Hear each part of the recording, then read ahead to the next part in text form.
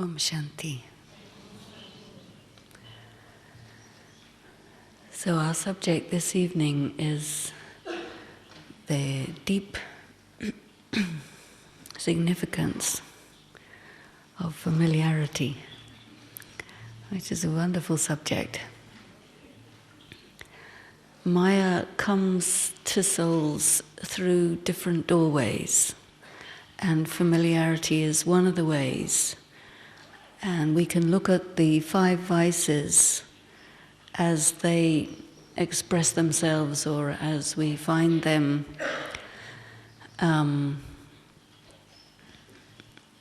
approaching us through this doorway of familiarity. So first of all, familiarity is sometimes expressed by Baba as the light intoxication of lust, right? Or sometimes people call it chemistry, yes? I hope the translators can deal with this kind of slang that covers this subject. I think one of the greatest obstacles for a person who is susceptible to the vice of familiarity is uncomfortableness with being alone. Because ultimately in this practice, if we take it to its furthest level, we are really totally alone. And a normal human being exists in a couple situation. And we BKs, for one birth, become completely alone. Yes? We have the Brahman family all around us, which is a very beautiful environment in which we don't need to feel alone at all.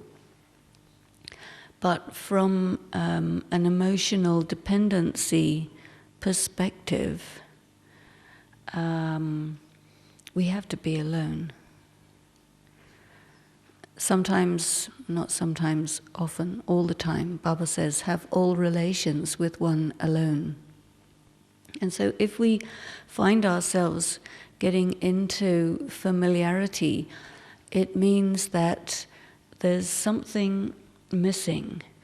And so we get attracted by someone's interest in us, or appreciation of us. Sometimes even in the pursuit of godly service, you may experience that nobody is even remotely interested in what you have to say. Have you experienced that? And so then one way to deal with that is to think that, well, if somebody likes me, then probably they will like Baba too. And then we encourage somebody to be attracted to us. And then we think that, well, anyway, we have to go to Shiv Baba through Brahma Baba, so they can come to Shiv Baba and Brahma Baba through us. What's wrong with that?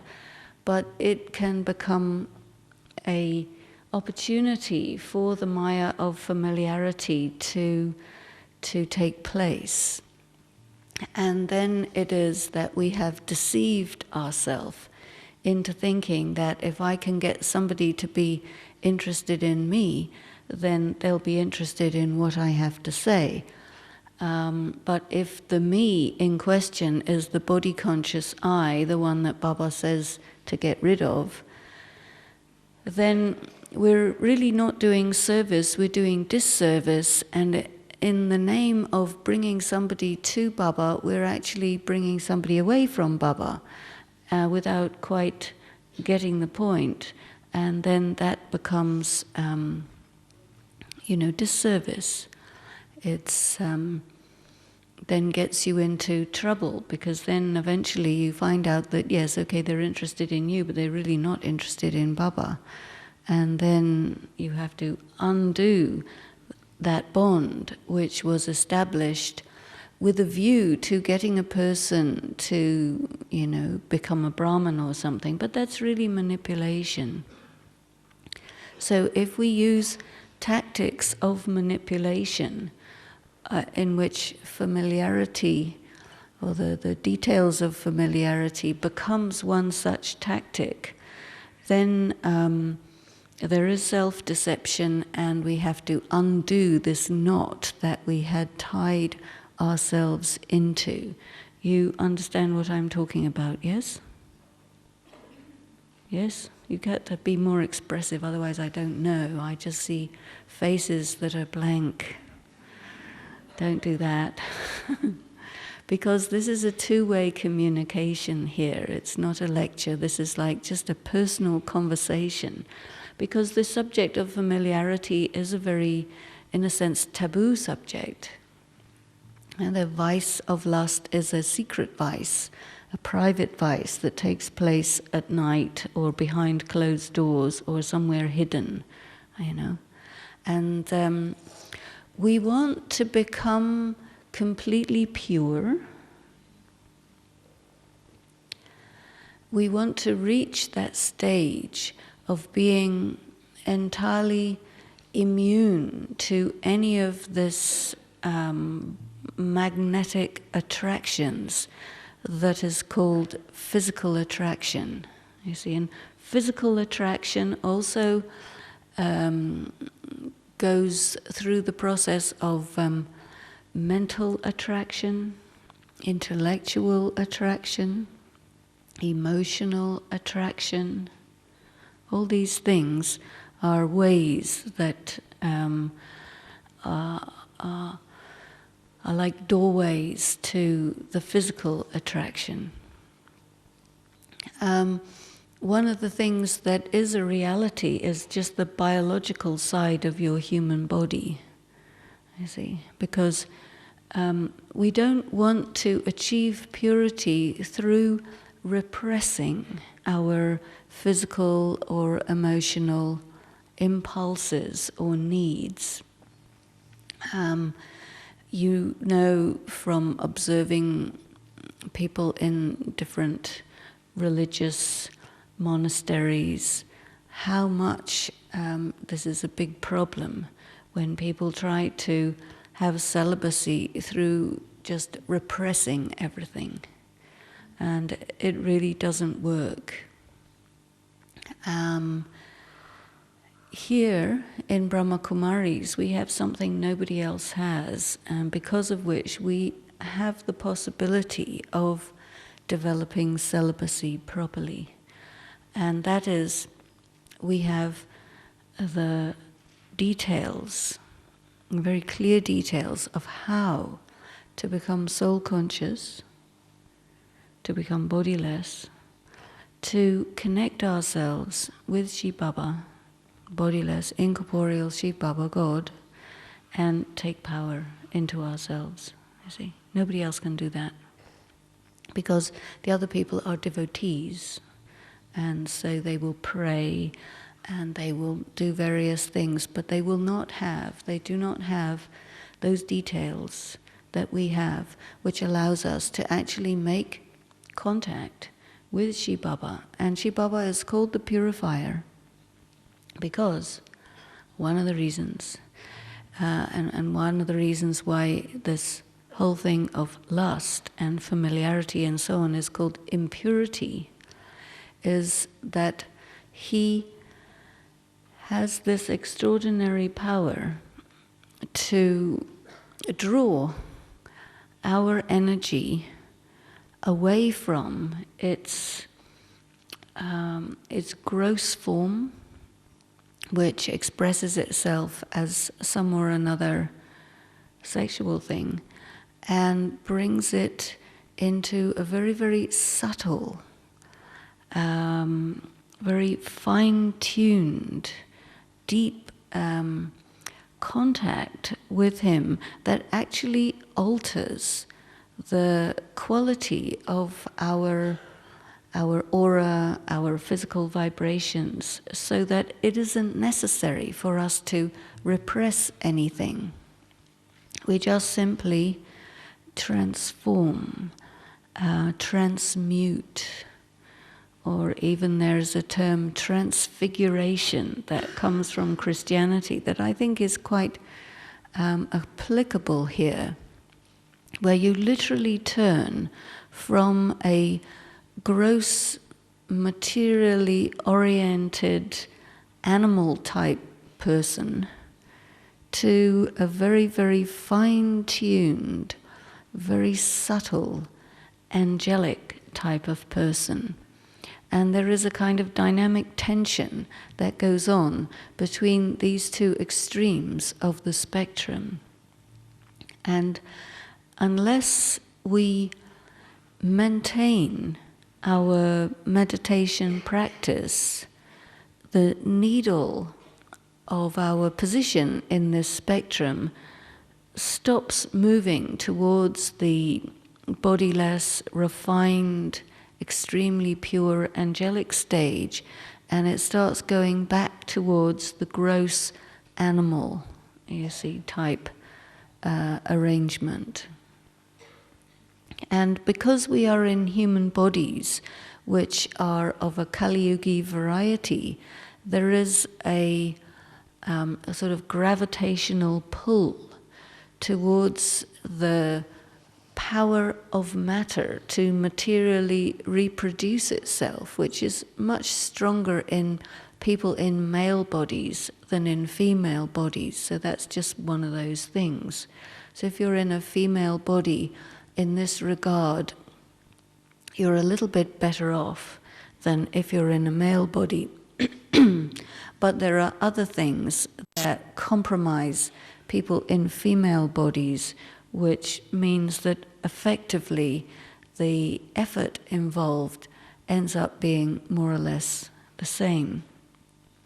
Because with people in male bodies, it's more of a physical pull, whereas with people in female bodies, it tends to be more of an emotional need than a physical, biological need. But either way, it's this stage of neediness, you see, which we say to ourselves, well, I don't do that, I don't have that, you see.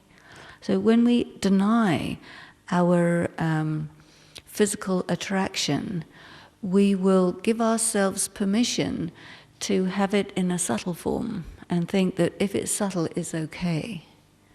But Baba says, no, it's not okay. Just because it's a subtle form of a vice, that doesn't mean it's not a vice. It's still a vice, you see. But, of course, as we shift from the very gross physical attraction situation to the very refined angelic stage, it is of course a process, and it takes time to go through the refinement stages.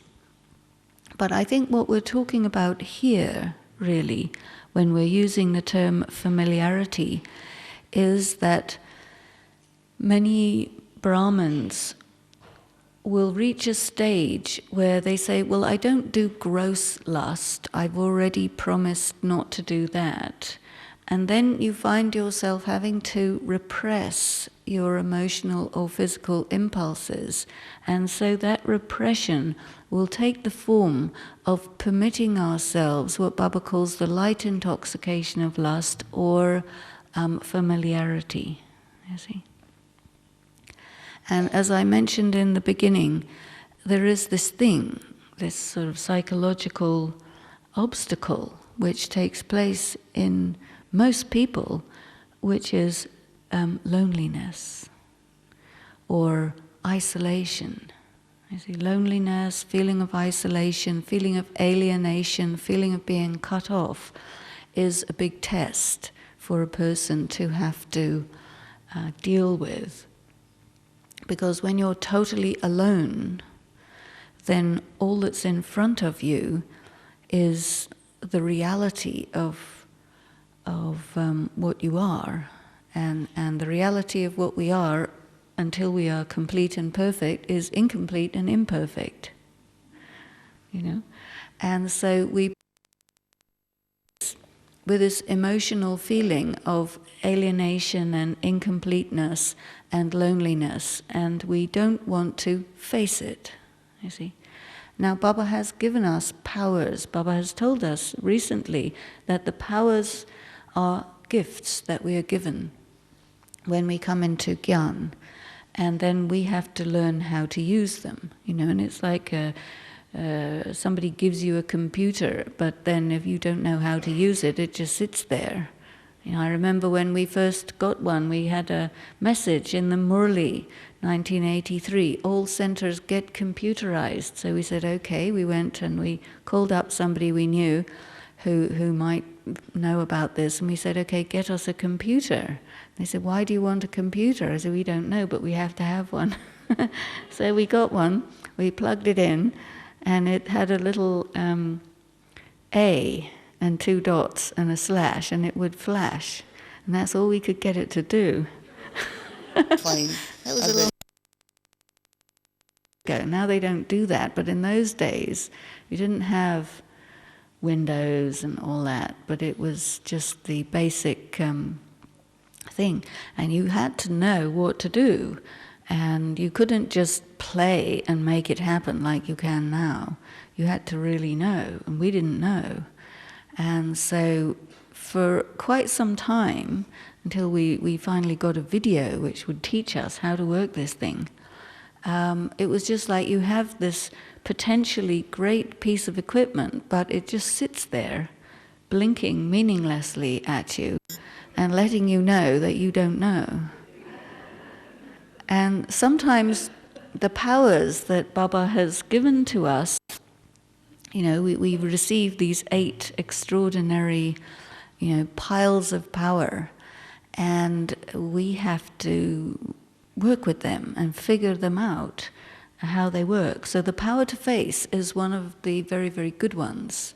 I remember one time I decided I will take 1 full year and do nothing else except the power to face. That was a very, very good effort-making year for me, because very, very focused on developing and understanding, cultivating, and becoming more skilled in the use of the power to face. And powers are also considered as weapons.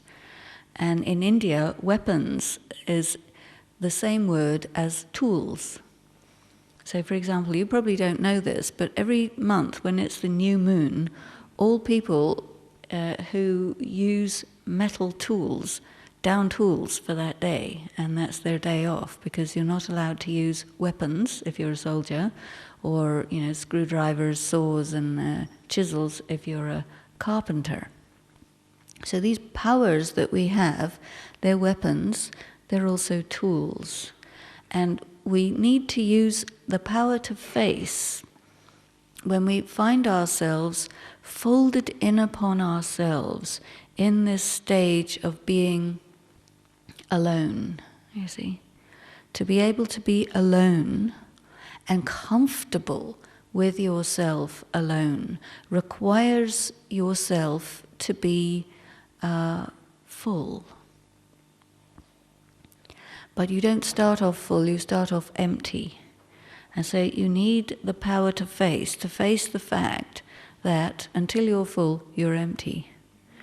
But after empty, as you fill, you gradually get full. So the direction of our life is definitely from empty to full. And we know this by use of Gyan. And as we continue to absorb and accumulate Gyan and yoga, we gradually become full. But we do not progress in our Brahman life just by sitting on a chair in lectures or in Murli classes or in bhattis. We are in the context of the Brahman family, we are in the context of centers, we have people with whom we have various karmic accounts. And karmic accounts means there is attraction and repulsion. And whenever you have a very heavy-duty karmic account with somebody, the first thing that happens is you fall in love with them. This is the trick, you know. It's a wonderful thing. And so then as a BK you say, well, of course we can't do that because we gave that up a long time ago, so what is this? And then you find out various tactics to avoid and get around and, you know, deal with this situation on a physical, emotional, mental, spiritual, meditative, and so on level. And what happens is you get into a situation where there is a clash between Shrimat, Parmat, and Manmat, you see. Shrimat says, don't touch it. Parmat, which comes from the other person, says, it doesn't matter. This is good, you know. What's wrong with this? You're too prudish, whatever the thing is. They will come up with various parmats. And then we have manmat, which is, if I can figure out a way to convince myself that this is okay, then I will. What have you got? Is it too difficult for the translators to catch up with me? Slow down. Sorry. Okay. Usually I talk too slowly, but anyway. Sorry about that.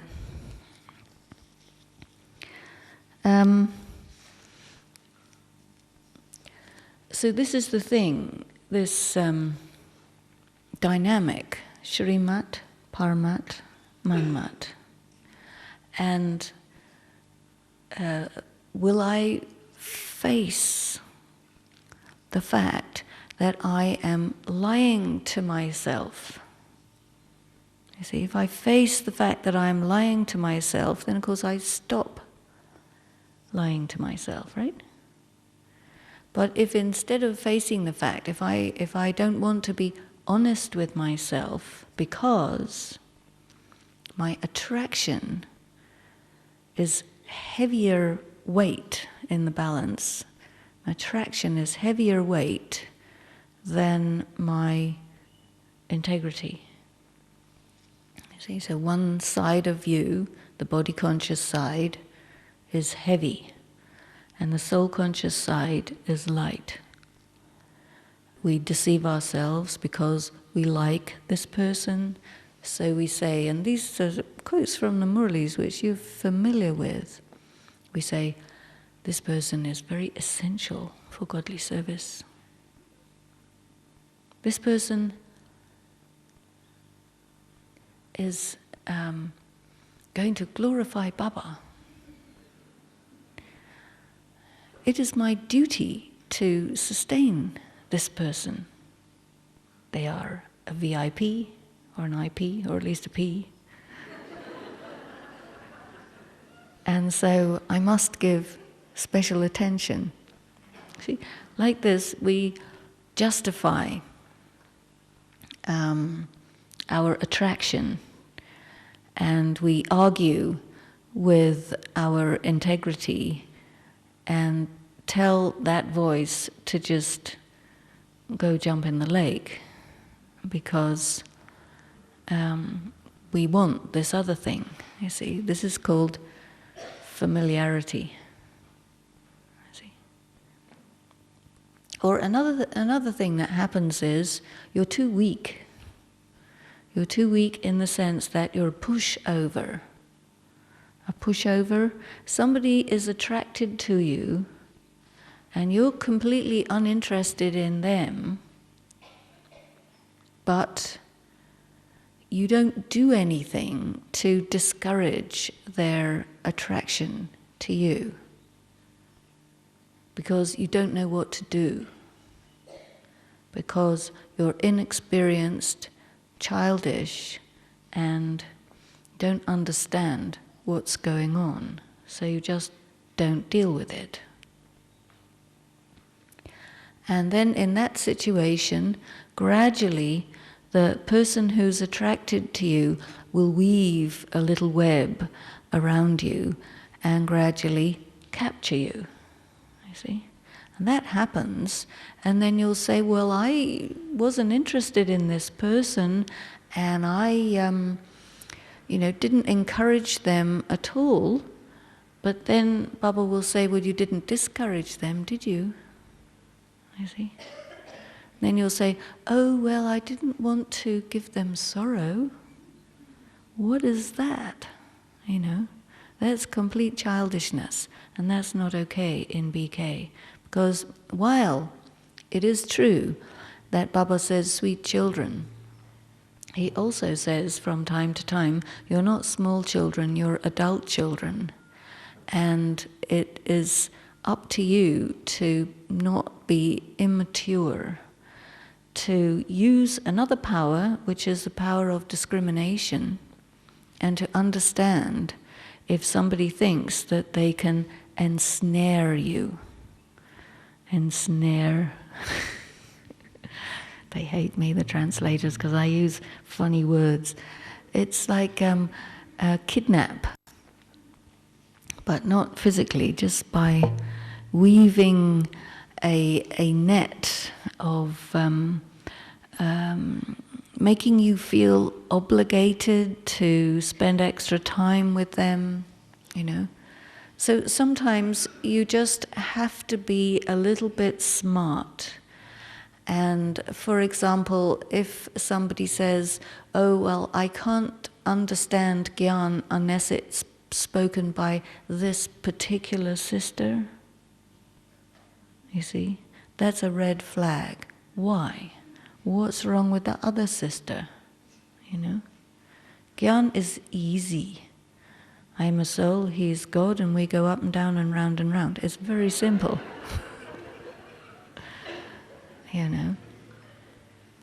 But if somebody says, no, I can only understand Gyan by this sister, then you will say, oh, maybe I'm very good in giving Gyan, you see. And this becomes an ego thing, you see. Somebody is massaging your ego and you fall for it. That's not okay. That's called allowing somebody else's familiarity to interfere with your own purity and your own serious spiritual practice. And so in such situations, if you give somebody sorrow, it's too bad. That's not called sorrow, So a lot of people get themselves into big trouble because they think, well, whatever it is, we mustn't give anybody any sorrow, you see. And that's because we don't understand what is the meaning of not giving somebody sorrow. Somebody says, oh, well, she wouldn't let me rape her. Oh, well, I had to let him rape me because otherwise he wouldn't like it. Sorry, that's not giving somebody sorrow, that's being foolish, you see. And it happens, you see, because we become wimps. We're supposed to be Shaktis, and instead of that, we become wimp. Wimp means weak and weedy. You see? So it's very important to make sure that you respect the fact that you're practicing purity, and it's highly unlikely that somebody who's attracted to you will appreciate that fact. But then you have to command their respect. And if they don't like your unavailability, that is too bad. So just remember that whenever it comes up. And when it comes to the subject of not giving sorrow to somebody, you have to make a very clear distinction between, not insulting somebody, not hurting someone with your harsh words, and telling somebody the truth that hurts. Because it's not going to hurt their soul, it's going to hurt their ego. And hurting somebody's ego is not the same thing as hurting somebody's soul. Of course, we have to be extremely clever, diplomatic, and skillful in the use of words and body language and how you conduct yourself, so that it doesn't get to that point where you have to be very overtly strong towards somebody. But sometimes it may get to that point, and then don't worry about it. But in the early stages of it, if you get the point right away, because there's always, you have a conscience, yes? Everybody has a conscience. And your conscience is your intellect. And your intellect will tell you if somebody is after you. Whether you're a female or a male, you will know. This person is attracted. Now the question arises, does it flatter your ego? If it flatters your ego, you will justify it and you will allow it. And you will tell yourself it's not what it is. You see, that means you're going against the voice of your conscience. Why? Because it flatters your ego. And then at that moment, you're no longer BK, you're no longer Sangam Yogi, you're just an ordinary, regular Kali Yugi person whose ego gets flattered by someone who is paying you attention. You see? And in our practice, that's not a small thing. It's a small thing, but because we are under the microscope, it looks very large. You see? And so therefore, it's very good for us, when we notice that thing, to nip it in the bud. And the first way in which we nip it in the bud is by telling ourselves, understand, this person is attracted, therefore I will keep distance. You see? And you can do it so discreetly that they don't even know that you know. But the circumstances where the magnetic attraction can operate will be minimized or reduced to nothing, because you will physically keep yourself out of the way, or be busy doing something else, or distract that person to someone else, but you will not get flattered by their attraction, you see. And if you are in good connection with Baba, your power of discrimination to understand such things will be very clear, and you will immediately know, you see. You will not punish that person, because that's not your job, and they haven't done anything wrong. All that has to happen is you have to understand that this person is attracted to you, and you have to make it very clear that there isn't any possibility, and that you are not interested. That means it doesn't flatter your ego. But you also are not angry, you're not arrogant, you don't give them a put down, any of those things, because you have to love and respect that person, and also respect the situation and act in such a way that it doesn't turn into a problem, you see. And it may be that someone seeks you out, or you seek them out. Oh, would you like to come with me to such and such a place for service? Yes, we can go together in the car, stay overnight, come back the next day. Yes, you want to do that?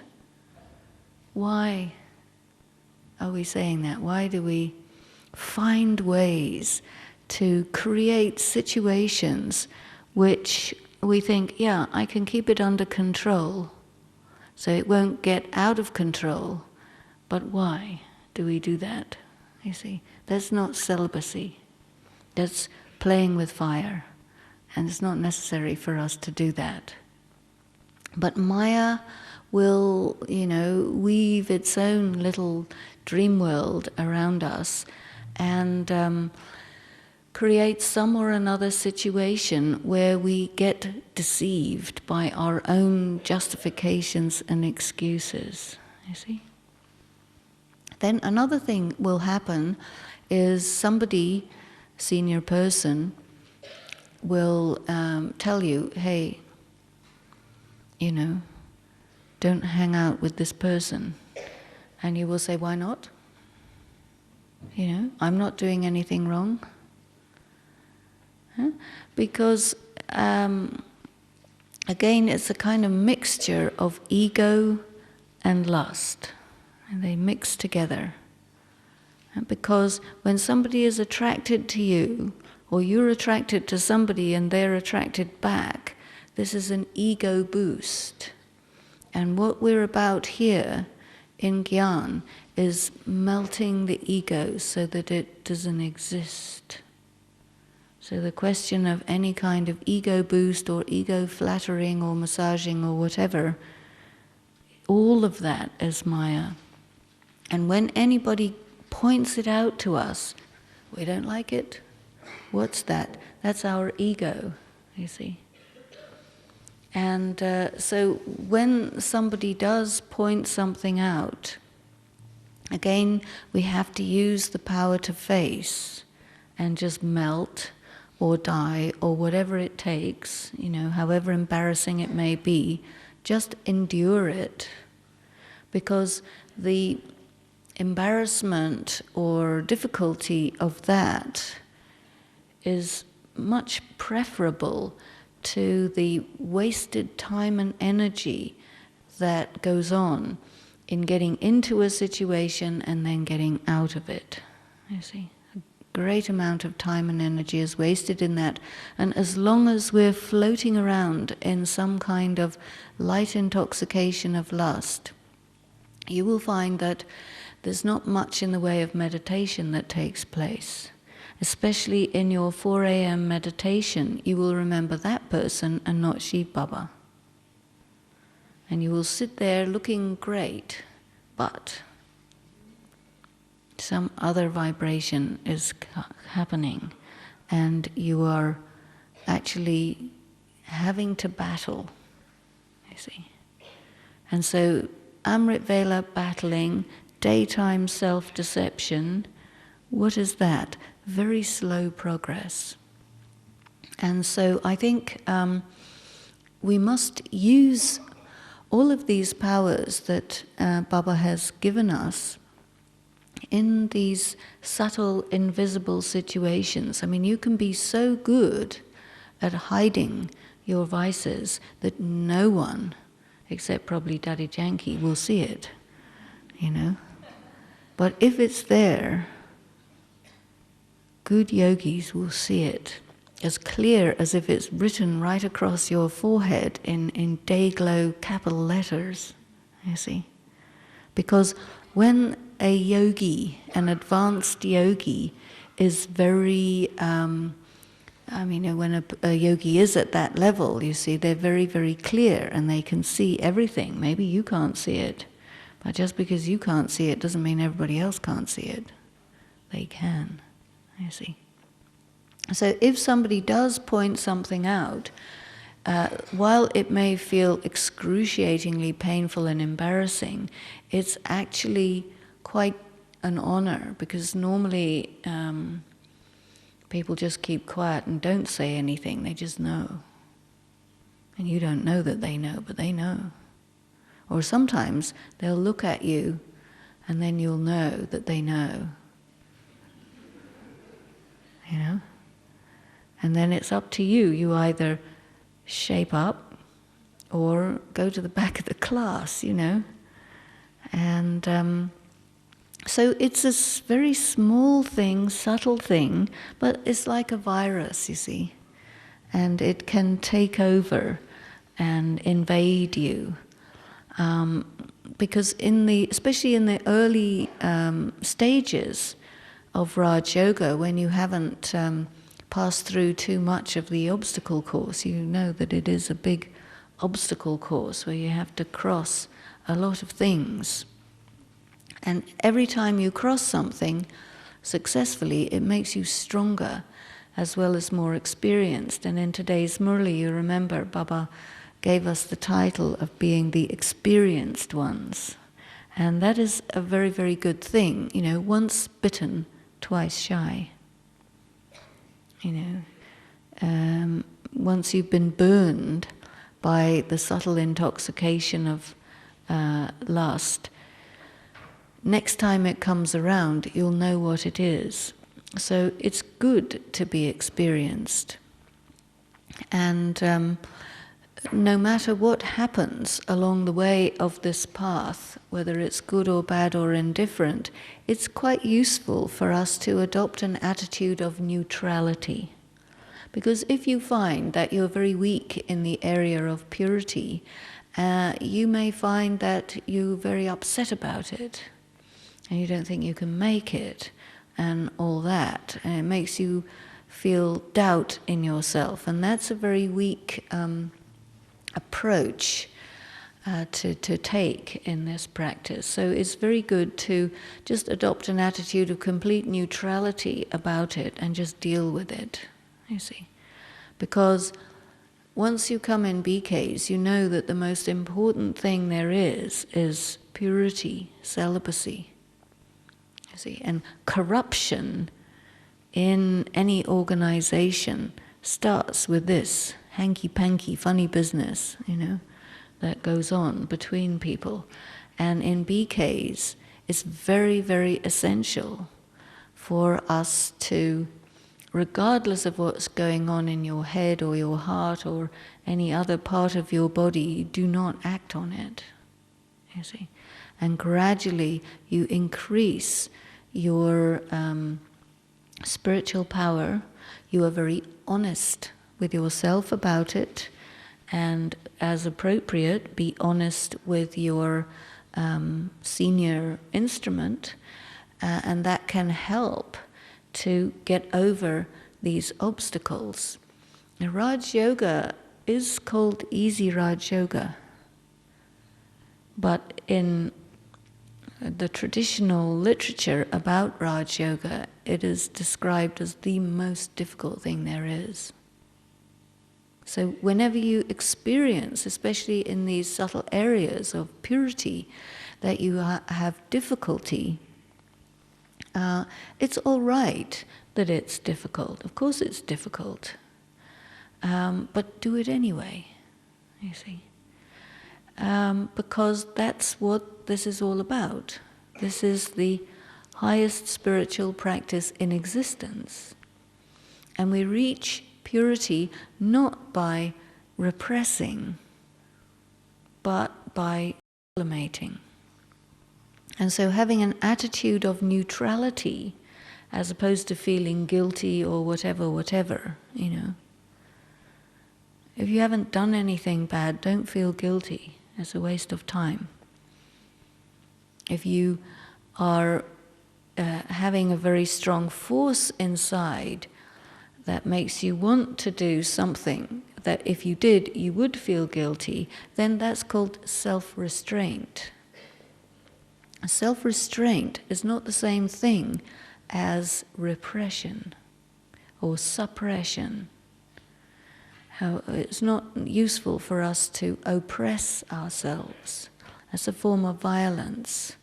But we have self-control and then increase, intensify the practice of meditation and put yourself again and again and again into situations and positions where you're not fooling around or playing with fire, but you definitely take a step. This is who I am, this is what I'm about, and even if your sanskaras are having some other idea, but you, the enlightened soul, are going to go in this direction, and that's that. And if anybody doesn't like it, it's too bad. You see, so you have to take a stand like that. That's very useful, you see. And then also, it's very good for us to be patient with ourselves. You know, if you, many of you have a Christian background, so you know that this thing is called original sin, you know. And so to undo original sin in that religion is considered impossible. 100% impossible, you see. But Baba gives himself to us as a power to transform our susceptibility to that magnetic attraction. We have that other magnetic attraction of Baba, which neutralizes the magnetic attraction of matter, you see. And so there is definitely, this purity is definitely a conquest over matter. And it is deeply spiritual to say to yourself, I will return to my essential innocence. I will reach that original purity, which is my original sanskaras of the first half of the cycle. And I don't care how strong is my karmic account or the pull of matter or whatever, but my aim, my decision for my life and for myself is this, and that's that, you see. So in that we can't be wishy-washy or weak and weedy. We have to be firm. And so Baba has talked to us about the firm, determined thought. Or sometimes it's a vow, you know. Sometimes people ask us, did you take any vows? You see. And actually, quite often we write on pieces of paper that I promise to be pure and this and that. You must have done that a few times over the years. Every time you fill in your Madhuban form, I have been celibate for this much time. I don't know, I haven't seen a form lately if they have, how much do you go into the light intoxication of lust? Is it in there? No, but we could put it in there, you know. But for our own selves, just think, okay, we don't do it in a gross way, but there's a further and further refinement. And just check the self and see, do I knowingly do something in that direction? If I do, I can stop doing that.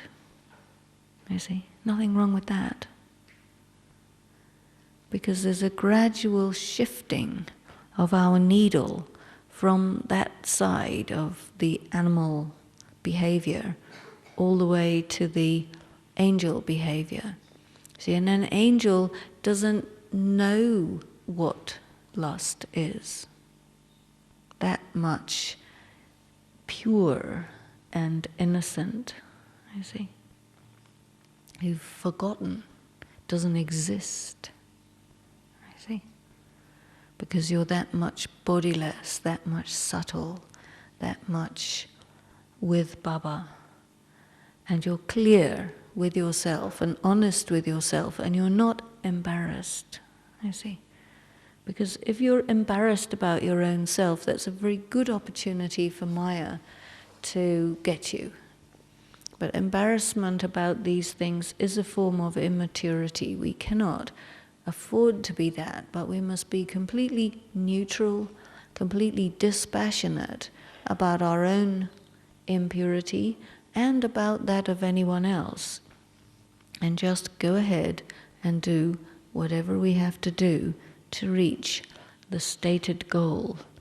There's no point in going in one direction and then going off in another direction and trying to convince ourselves that we haven't actually done that. You see, the self-deception is the reason why the question of familiarity comes up, you know.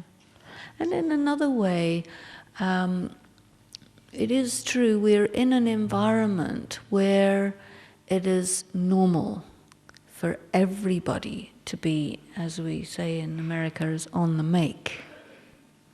I don't know, for the translators, you're always looking for somebody to have a partnership with. Whether it's legal or illegal doesn't matter, but most people in the Lokic world are doing this. Huh? And even if people are married, it doesn't seem to make that much difference, you see. So you're doing service in that environment, and therefore the attitude of people towards your purity will be, come on, pull the other one. You're joking, of course. You can't be serious about this. What's wrong with you? That kind of message you will receive. And it's just very important to stay in your self-respect and not put yourself in a position where people can say things which are insulting. If you are really clear about who you are and what you're doing, and you say very clearly, no, this is what I am, whether you say it verbally or just by your vibration, doesn't much matter. You can say a great deal with your vibration, but if your vibration is, well, I'm externally celibate, but internally I'll go along with you, then what is that, you see? That's a mixed message. So it's good for us that we are vibrationally, emotionally, attitudinally, body language-wise, and in every other way in alignment, so that people understand what our position is and that we command their respect. And it takes time sometimes for a person to reach that stage. For others, it's very easy, very natural. You just have to see where you fit in this spectrum and take your position and then go on your way towards that very pure and beautiful angelic stage. Om Shanti. So we'll have our meditation, and I think you enjoy commentaries these days, yes? Or you want silent commentary? I turn myself within.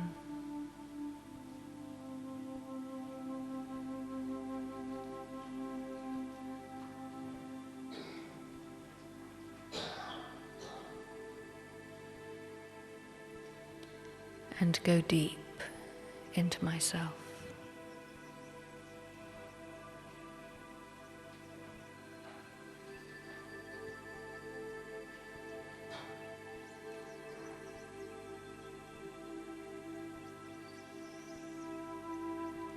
I step away from the awareness of the body.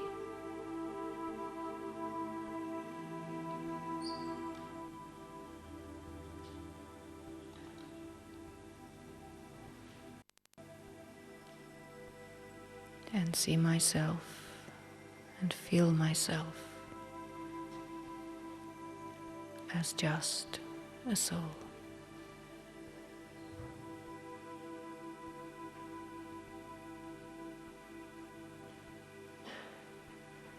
I am just light.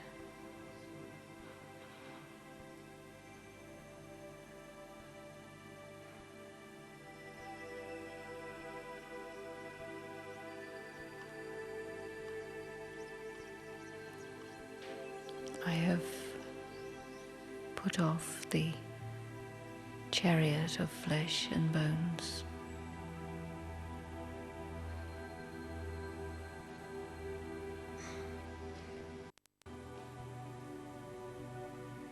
And I have become just a star.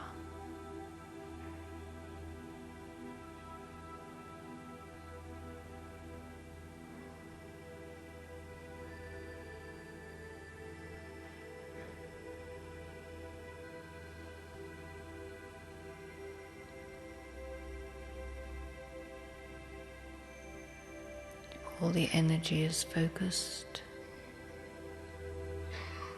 upon the self, the star.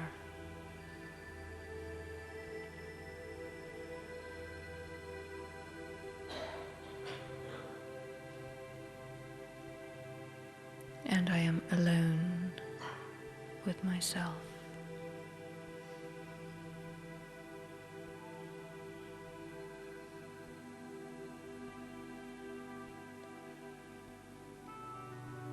Peacefully just being me.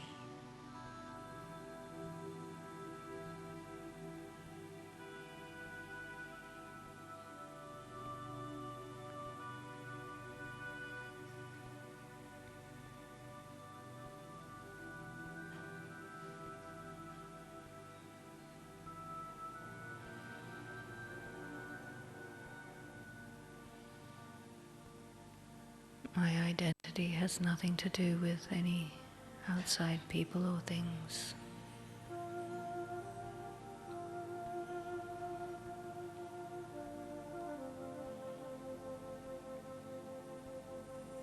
And there is the feeling of not needing any supports from the physical world.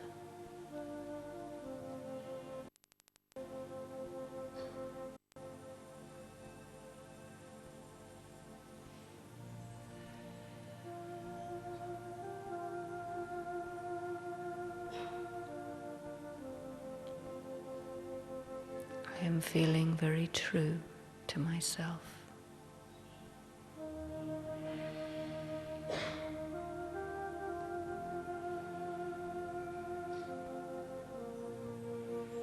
And everything about me is clear to me.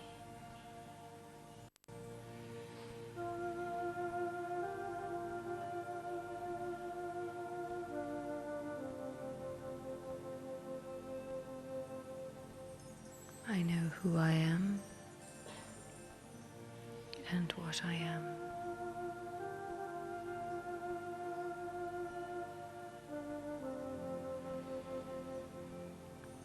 The conscience is clear.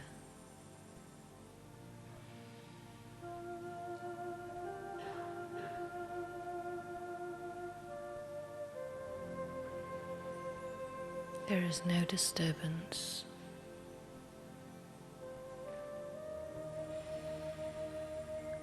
My being is like a clear, still lagoon.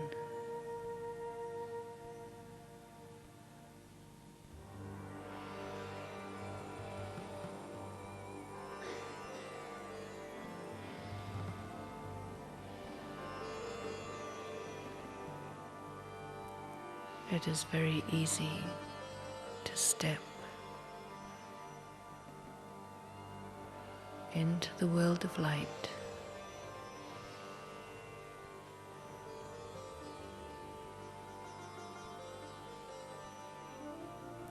and stand alone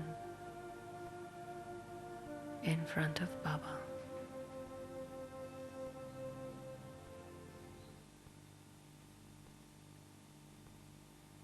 I have no baggage.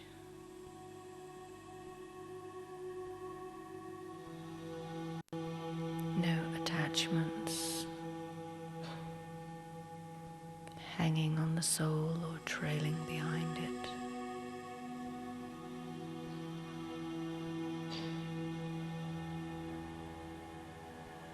I am just myself, alone.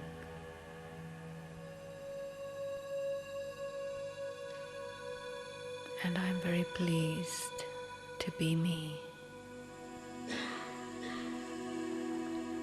A smiling, shining star.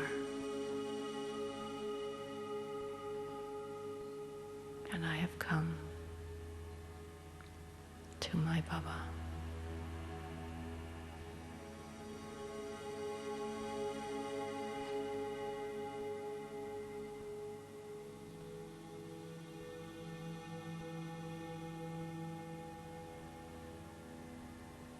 And there are no barriers between me and my Baba.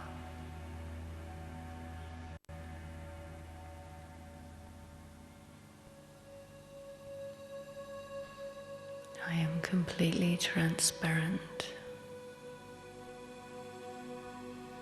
and he sees the depth of who I am.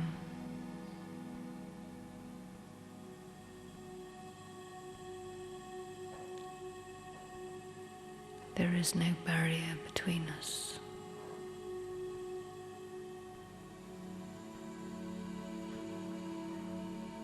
I, the soul, look into the soul of Baba.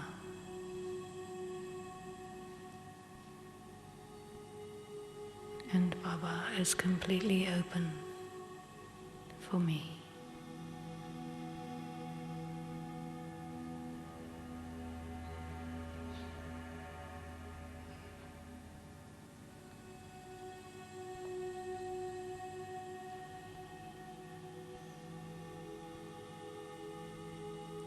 The love of the Father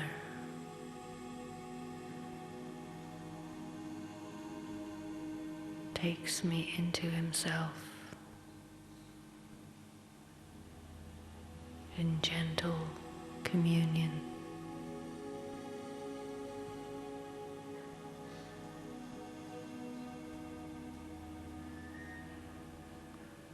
And I am filled with his light.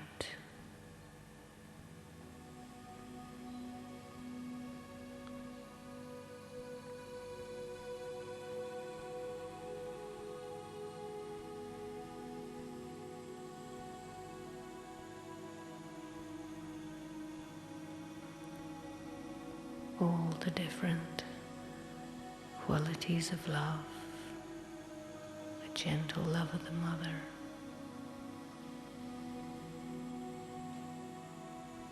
the pleasant companionship of the friend,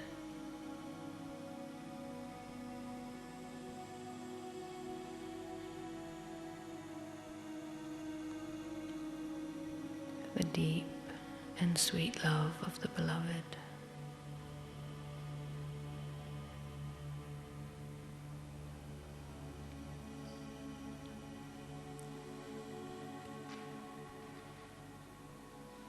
The love of the Father who is proud of his child.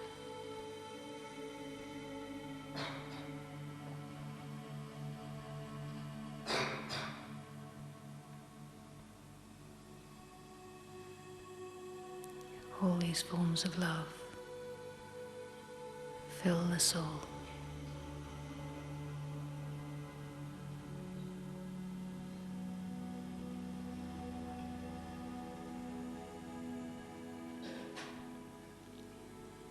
And there is no empty space.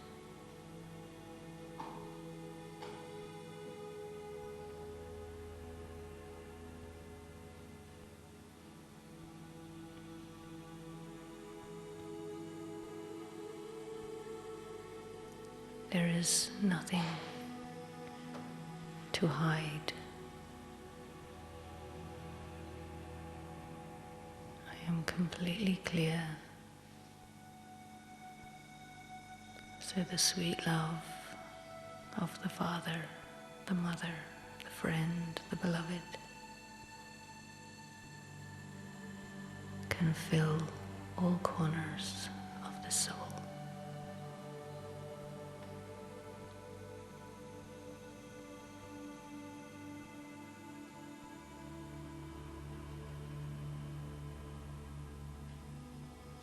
And the power of the Almighty goes into every part of the soul.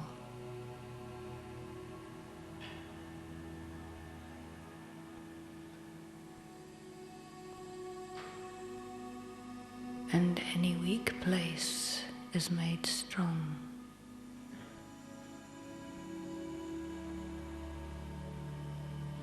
Any old stain is cleaned.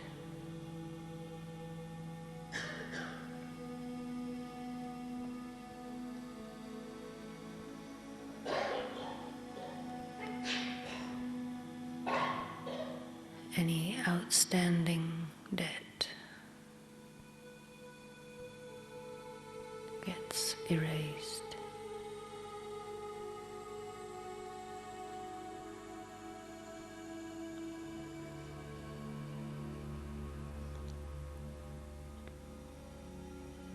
And the soul feels the purification of the purifier.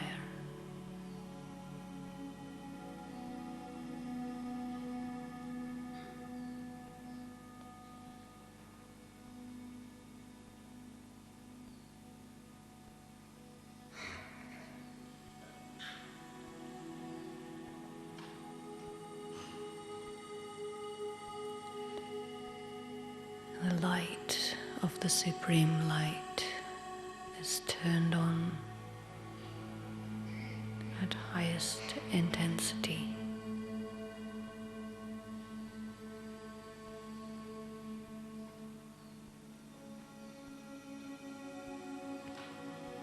Like molten gold poured into the self.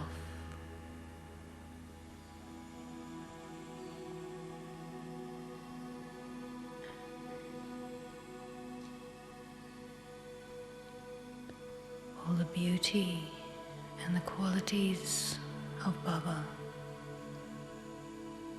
merge into the soul.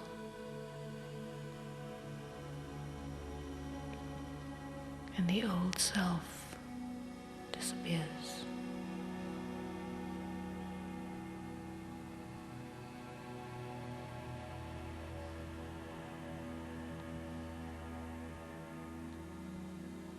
All the Iron Age and the Copper Age and the Silver Age of the soul melts away.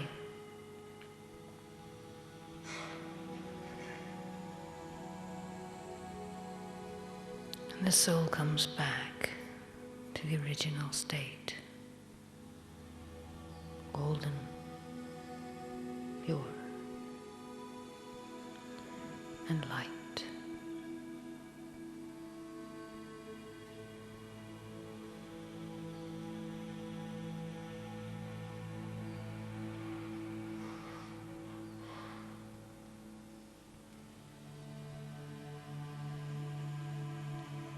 And then the soul goes into deep silence.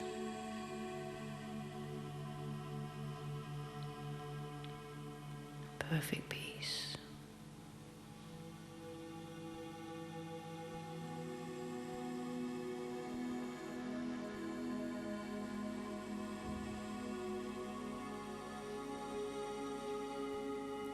Full of light and radiating light.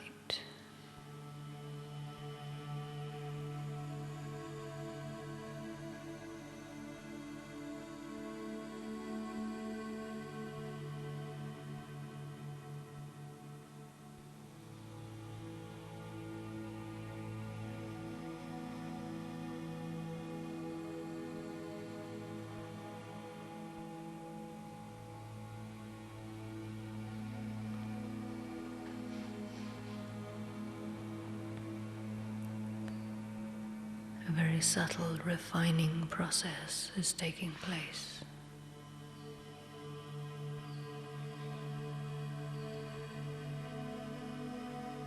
And the quality of the soul is being altered.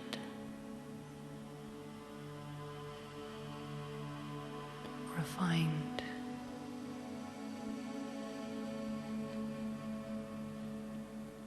Made subtle.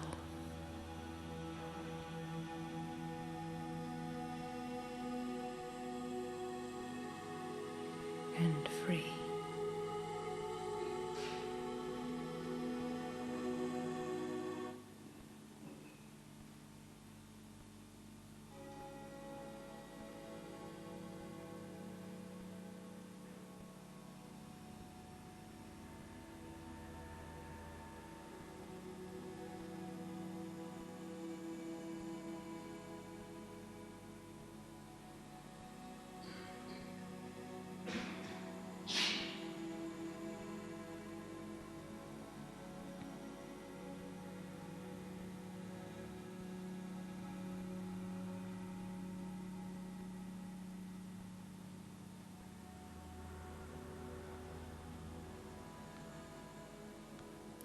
All the fog within the intellect has cleared.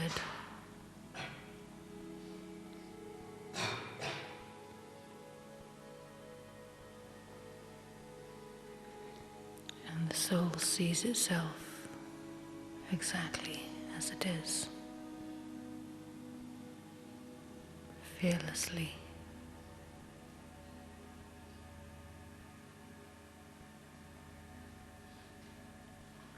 And the sanskara of self-deception melts away.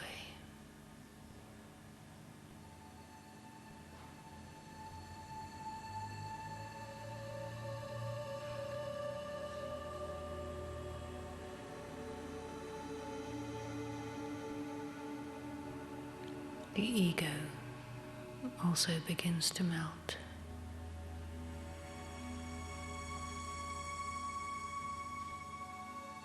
Whatever is false is getting erased.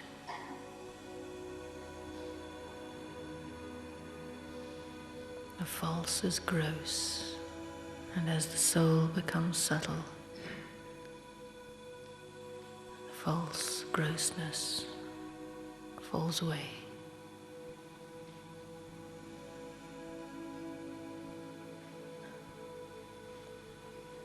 And the soul likes true, clean purity.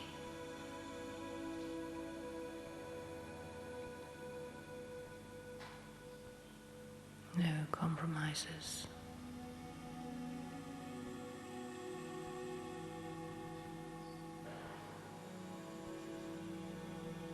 And the way forward is clear.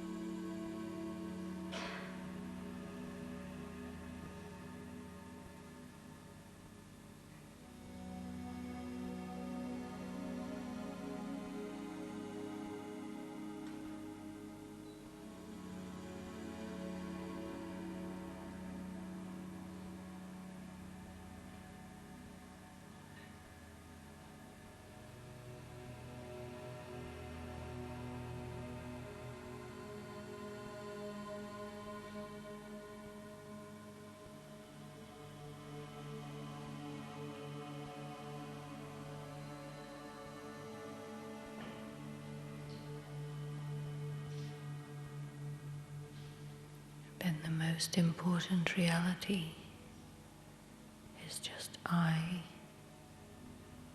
and Baba, the soul and the Supreme Soul.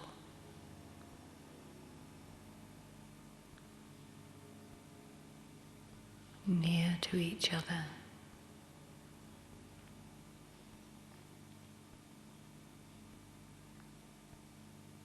becoming combined with each other.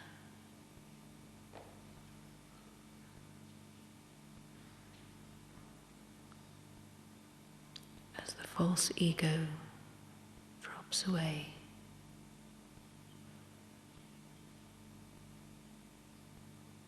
and there's just